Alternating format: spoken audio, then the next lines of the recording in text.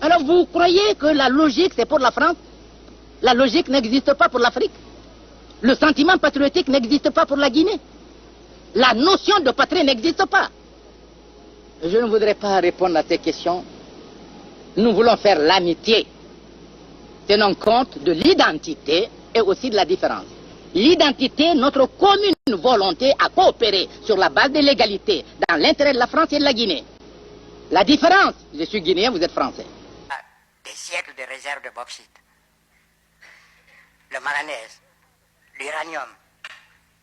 L'Europe a besoin de ces matières premières pour donner du travail à ses hommes, à ses ouvriers. Imaginez-vous la pauvreté se généralisant, la révolte des jeunes exploités par d'autres.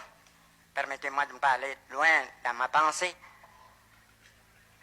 Et si ces matières premières ne parvenaient pas un jour à l'Europe, voyez notre ami à faire face à 1 million ou 2 millions de chômeurs, et ce n'est pas facile de régler cela malgré leur bonne volonté, ils y arriveront. Lorsque leur économie était menacée, leur stabilité était menacée, qui a sauvé l'Europe? C'est l'Afrique. On en parle très peu. On en parle si peu que nous ne pouvons pas, nous, être complices de ce silence ingrat. Si les autres ne peuvent pas chanter nos louanges, nous avons au moins le devoir de dire que nos pères furent courageux et que nos anciens combattants ont sauvé l'Europe et finalement ont permis au monde de se débarrasser du nazisme. L'importance de la communication exige que je vous la fasse moi-même.